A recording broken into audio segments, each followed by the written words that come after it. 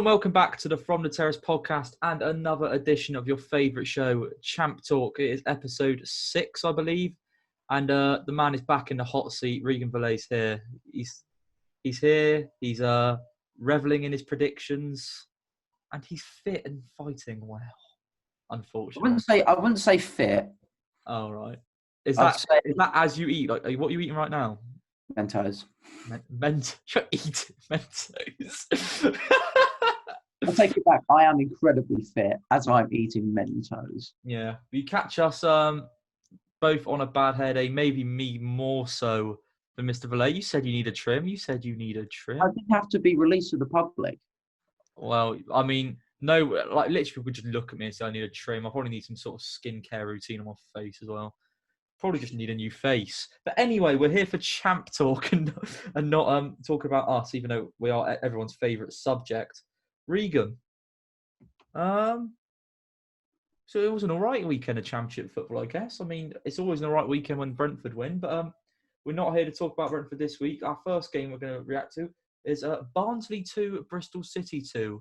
A certain Mr. Corley Woodrow, who me and Barnsley mentioned in last week's episode, scored a 102nd minute equaliser from the penalty spot. I mean, neither of us gave Barnsley a chance in this game, did we? No, none at all. But I think I said it before, the week before the international break. That's literally Championship football in a nutshell, where we give Barnsley no chance because they've lost their manager and they've got no chance, and then they go a point out of the bag against the most informed team in the league. So that's the Championship.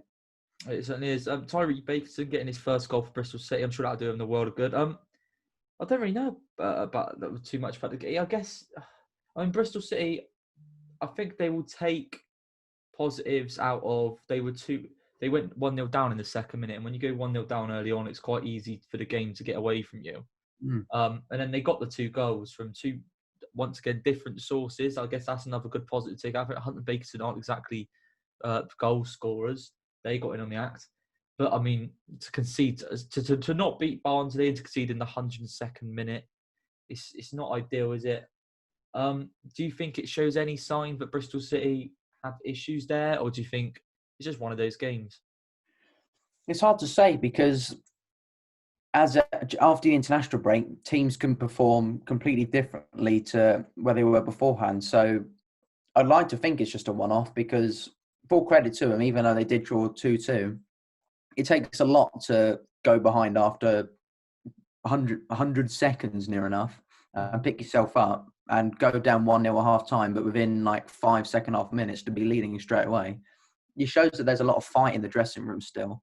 So I think that I'll be tempted to say it's a one-off because Barnsley are in a bit of have probably troubles of their own right now, so I can understand that there's a lot of fight around that club. So full credit to them, but I say Bristol City is just a one-off. I expect them to be better as such and get better results. Yeah, I'm quite surprised they conceded 2 goals, in all honesty.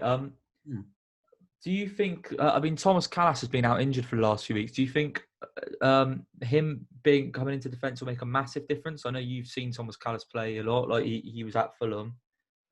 Is he really that good? Do you reckon he's a player who will make that much difference to the defence and stop maybe things like that happening? Or do you just think that if you're going to be backs against the wall in some games, there is just times where you're going to concede a late goal and it's inevitable?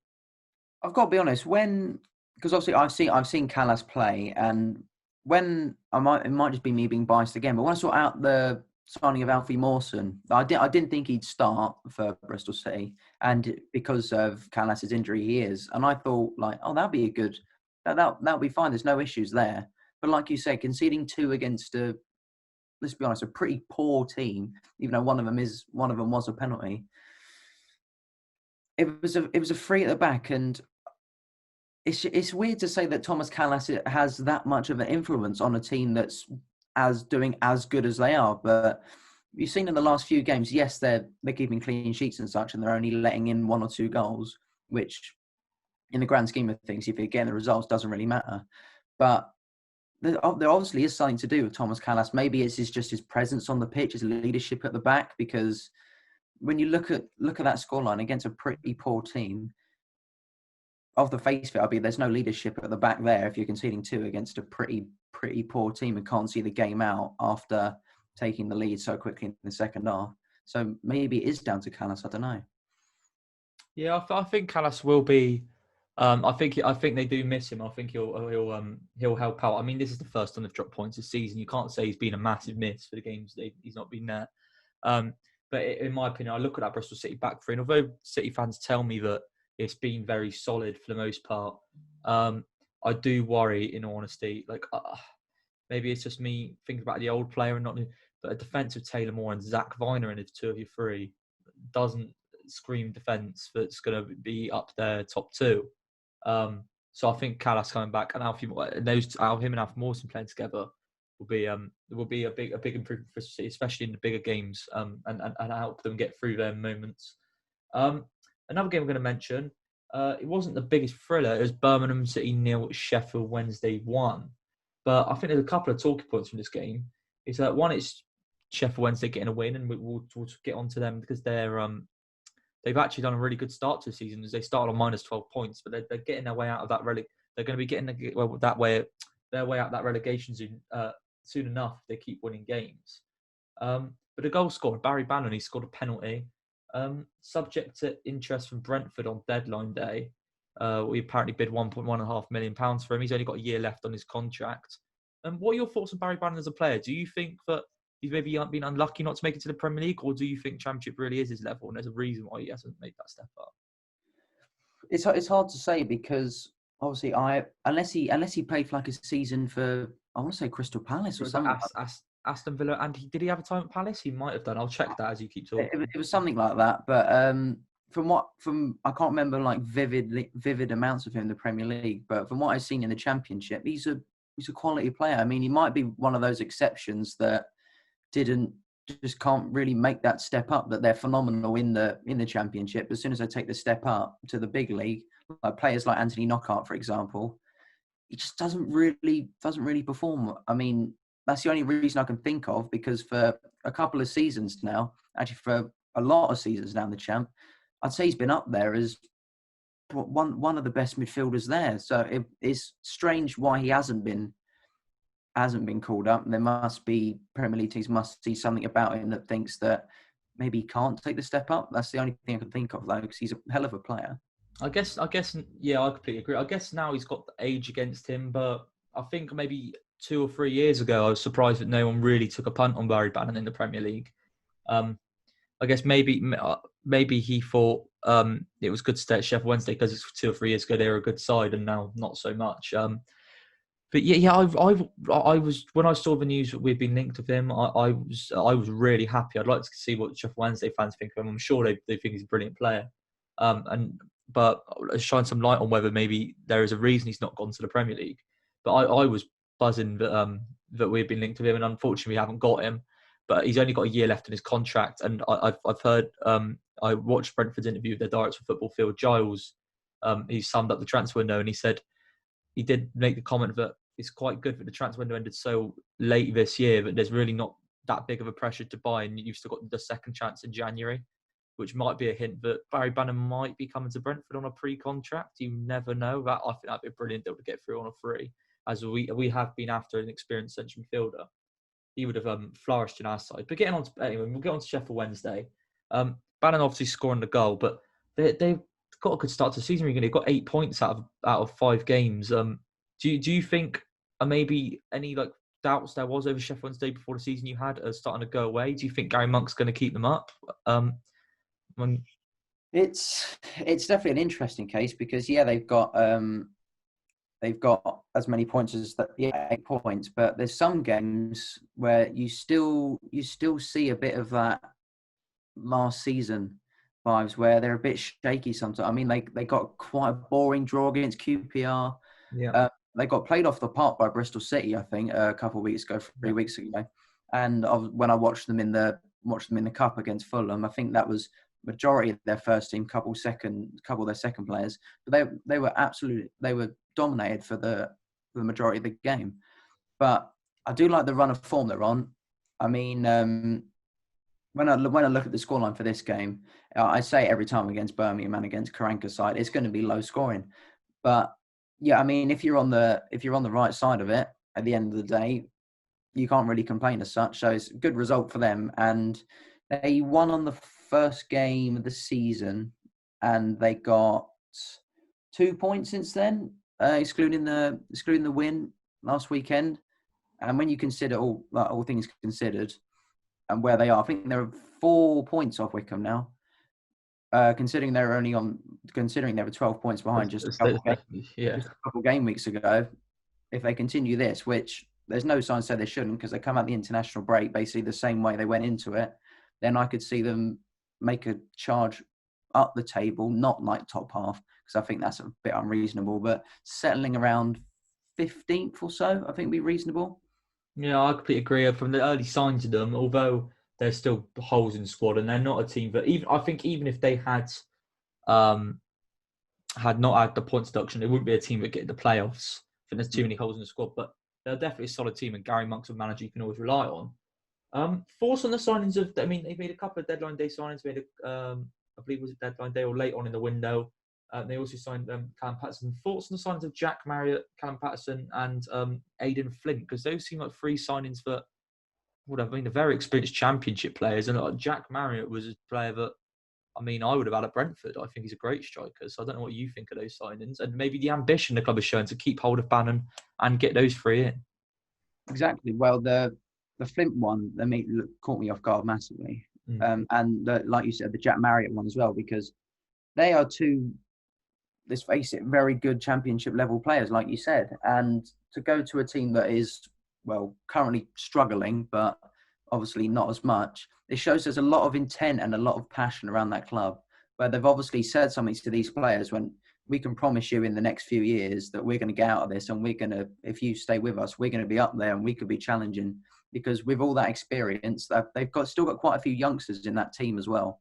And to have a lot of that experience around these youngsters who do have a bright future, and with very good experienced players on this level, who knows where they could be in a few years. Yeah, I completely agree. They're a team that, although they maybe lack a lot of the finishing pieces to the puzzle, they're building a core that looks like a core that could. I mean, Patterson and Flint have got promotion from the Championship. Jack Marriott is very capable. They've got some Barry Bannan, like we said, if they manage to tie him down to a new contract, they've got a very good core at Sheffield Wednesday, and I think that's what will be their success this season, and that's why they'll stay up. And that's that. Those are the sort of players that will get them out of the mess they're in. Moving on to another game, Blackburn 0, Nottingham Forest 1. Another game that wasn't thrilling, but a 90th minute winner from Joe Lolly. But the standout from this game is Chris Hughton's first game in charge. He's got a 1-0 win. He's done what Chris Hughton does. Do you think there's more signs of this to come?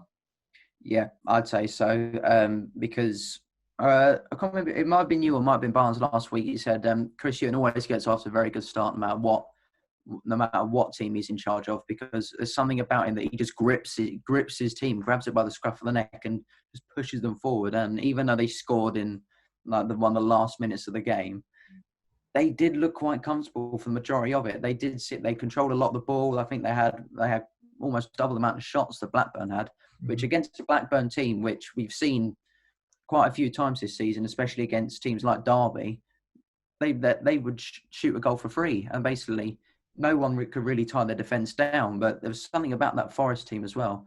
I know I'm going to be biased, but Cyrus Christie got man of the match, and I've said many times that he's a good championship level player at a fullback.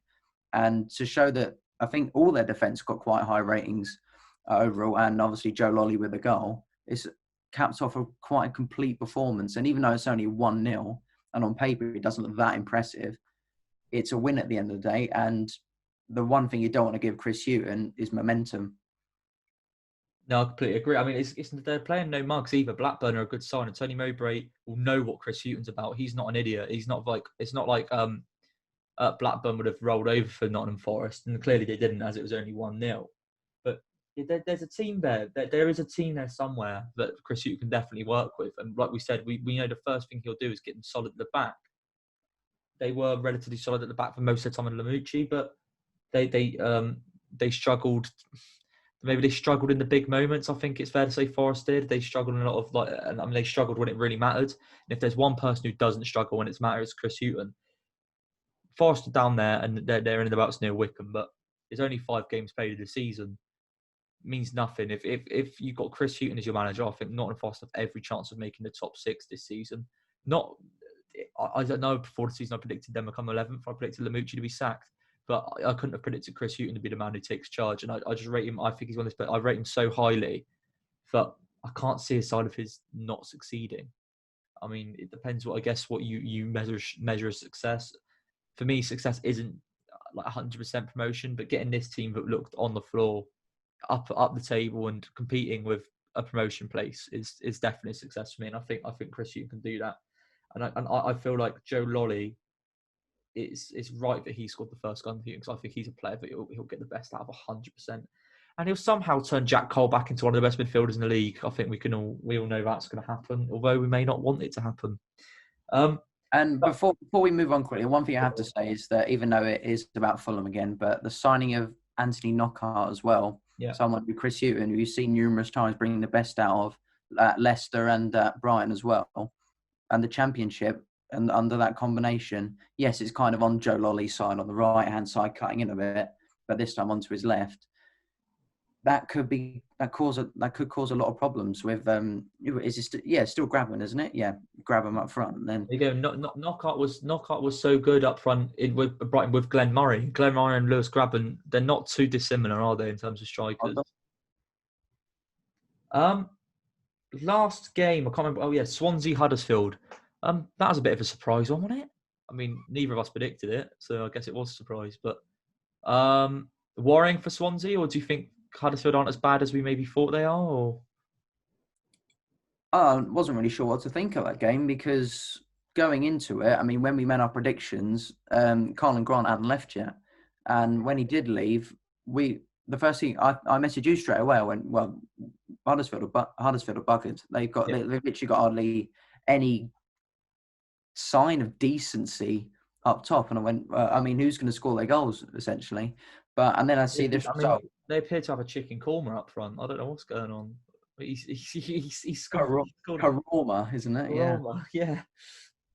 Yeah, it just caught me by surprise. And from a Swansea team that isn't too dissimilar from last season, where they made that charge into the playoffs and they gave you a pretty good run for your money, to basically just almost roll over for a team that just kept attacking them from start to finish. I've said it quite a lot about Huddersfield under their new manager, that he likes to play football, and he's one of those managers where if you're one go up, if Huddersfield one go up, you won't sit back. It's like the Reading as well. He'll just keep attacking you, and I like that about Huddersfield this year. And it showed that they managed to see out a pretty decent win, which coming out of the international break was needed. And if they can carry that momentum forward and string a couple of good results, I think they could be in for an all right season.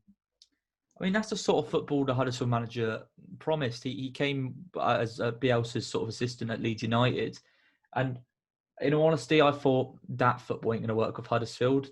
It just won't. Their team's not good enough. And I still look at that team on paper and I think it's not good enough. The only players I see there who I think have got any real sort of quality, Alex Pritchard, who's on the bench and not being the player that we know he can be for years.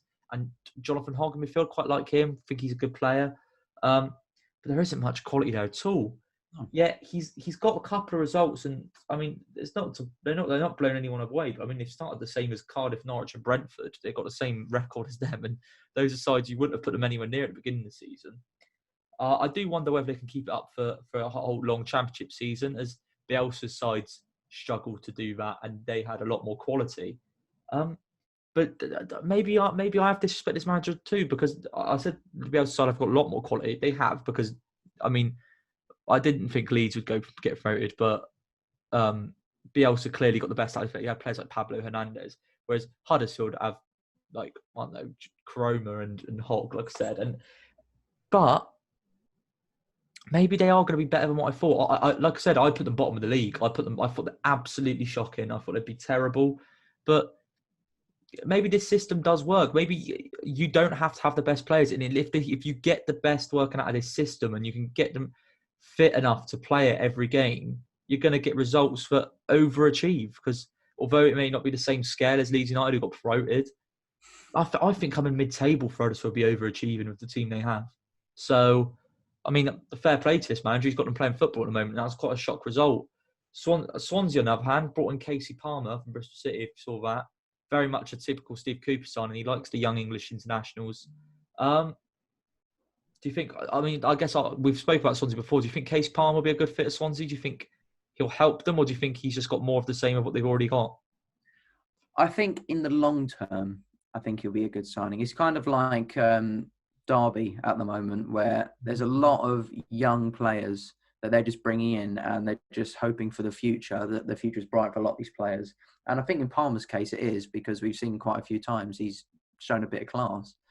But Swansea, I think at the moment, I don't know what they expect if they just keep relying on the youth players so much and just buying in more and more youth and just playing them a lot more. So I'm not sure what they really expect from this season. In the future, sure, if they can keep all their players and get up to the potential they're supposed to be, but at the moment, I don't know. I mean, I do see some similarities with Swansea and Brentford. I mean, not the model, because Swansea have relied a lot on loan deals and Brentford don't tend to do that. But it feels like when you bring in all these young players, you get so much exciting football. You get players who the games won't be dull, and they're talented. But at the end of the day, by the time it feels like they mature and become players who are ready to make that step up and win promotion to the Premier League or become Premier League players, they've been sold or they've gone back to their parent club. And I think Swansea need to get that mix. Maybe what Brentford got last season was experience and young talent. I mean, they might argue they've got Andre Ayew, but I don't see a lot of really good championship experience the rest of that squad. People would say Jake Bidwell. I think Jake Bidwell's not very good at football, so that doesn't really matter. You've got to have experience, but you've got to have quality experience. You can't just have experience. Do you know what I mean? Like, there's players who have played 400 games in the championship who I'd still call shit. So it doesn't mean anything. Exactly. But I think Swansea have a good squad. Don't get me wrong. I just don't know whether they have the mentality to be a team that gets promoted. Anyway, Regan, predictions. How did it go last week then? You almost pulled out the bag with the Wycombe prediction. I told you before. I saw it about at half time. I was like, "Oh my god, I can't believe what's going on. No, this is generally going to happen." Bill needs to go do the lottery. Yeah, Honestly, I can't believe a lot. Just because I put it to the Wycombe win. When I saw it at half time, I was like, "Okay, no." I saw it full time. Okay, no, never mind. He's just an idiot. But I mean, I won this week, if you can believe that. I know I can't.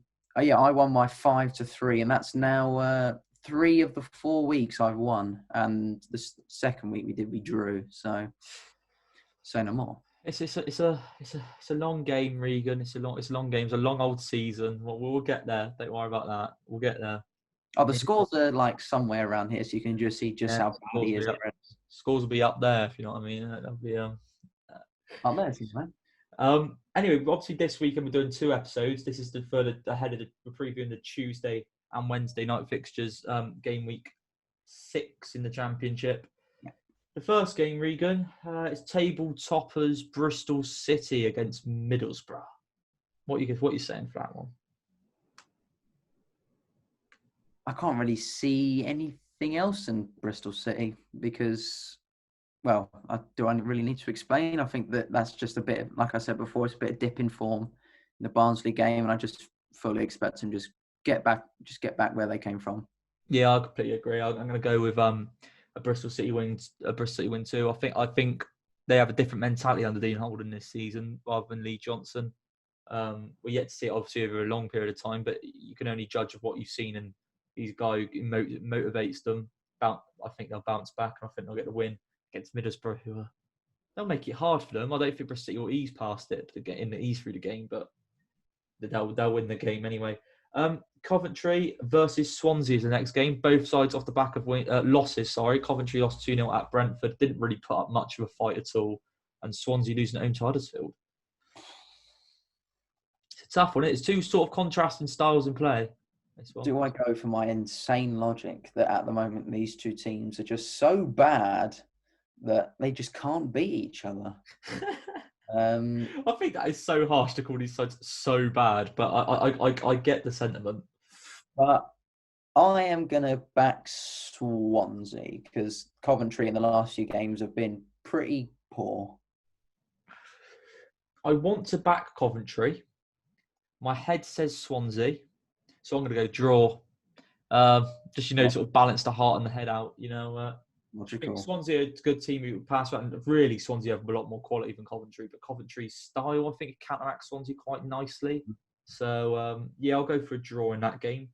The third one is Huddersfield Derby.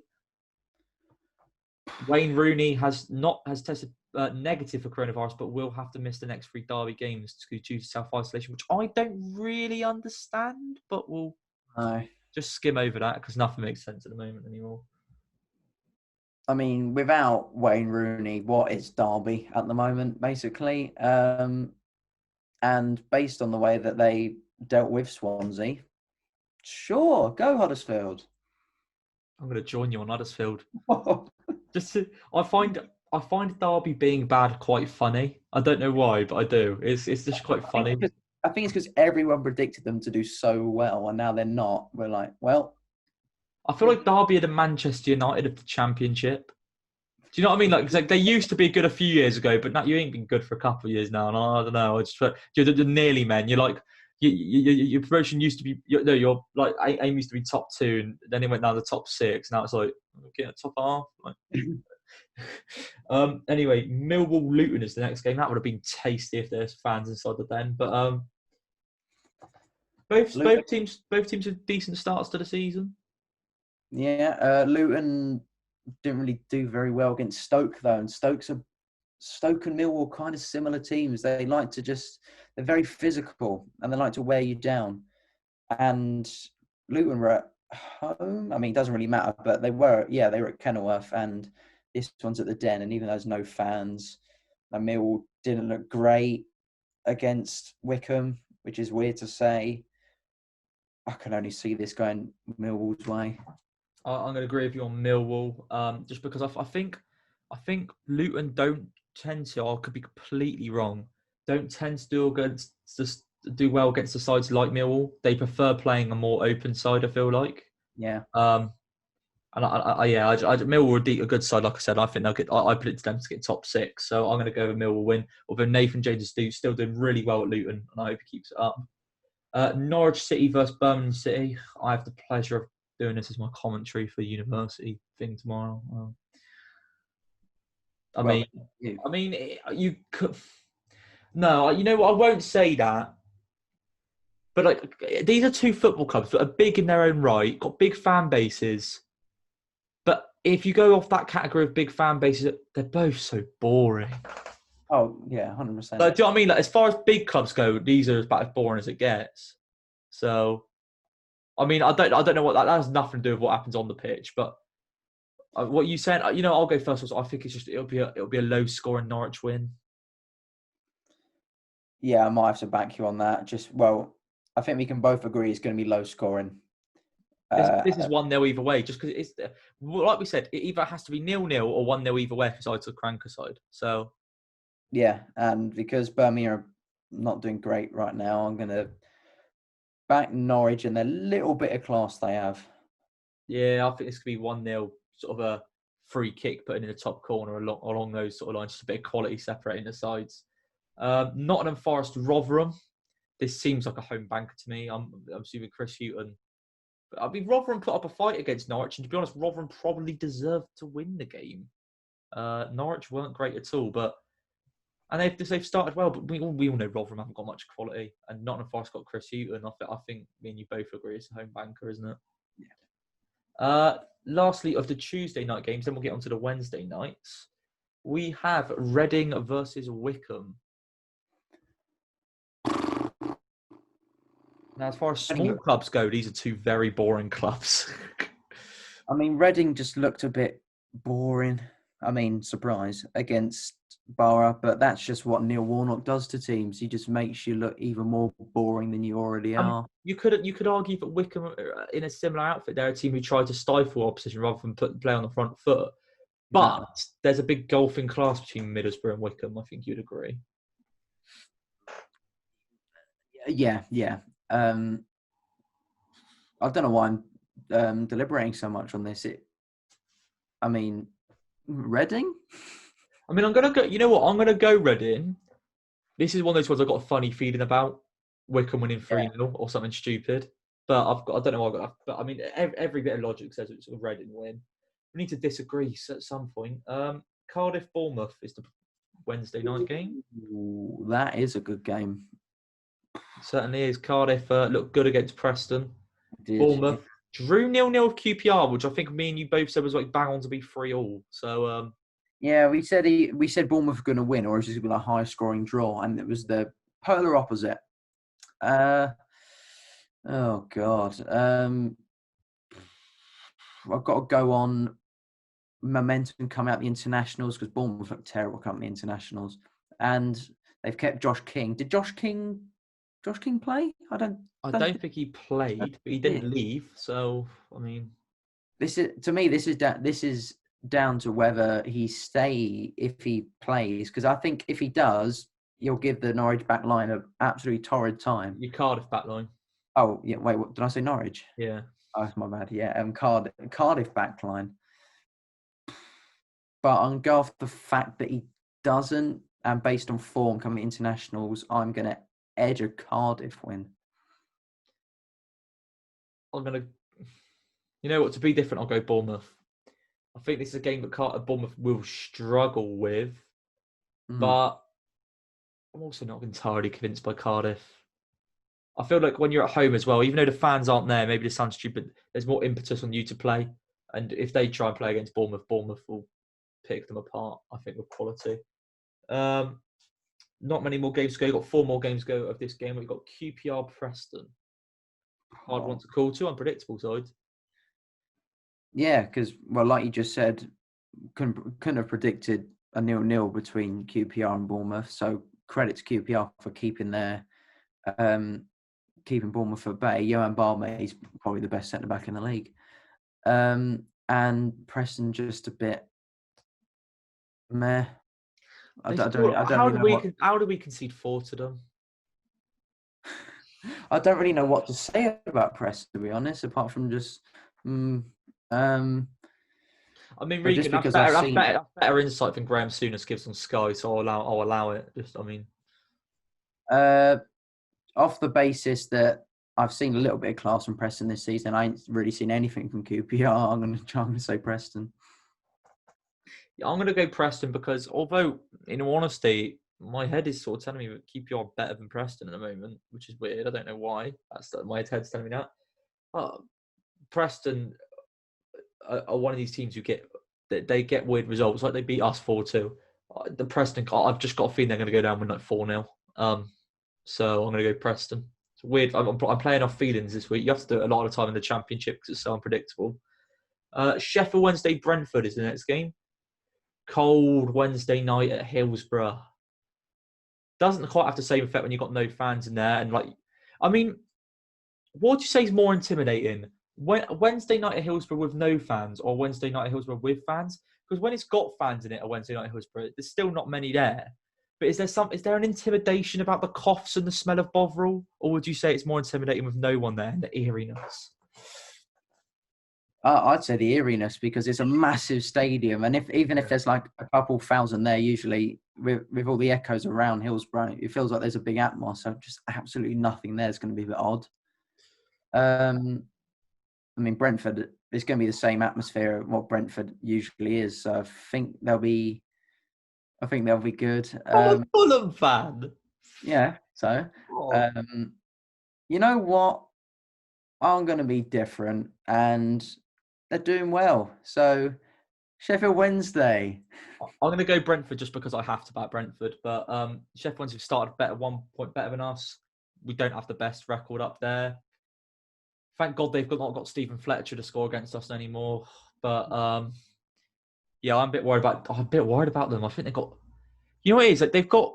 This is the worry. I think about Sheffield Wednesday, and they have players that worry me more than most sides have in the Championship. They've got Barry Bannan. I'm like, he can dictate a game. Jack Marriott, he can score goals. Aidan Flint from corners, Jesus. But then I also do look at the rest of their team, and on paper, we should be beating Sheffield Wednesday. Good win against Coventry. I've got a feeling the new German guy's going to get his first game as Norgard is out for 6 weeks. Apparently so, out for 6 weeks. Anyway, I'm going to go Brentford win, like I said. Back them. Back the boys. Stoke Barnsley. I'm sorry I have to ask you about this game, but I do.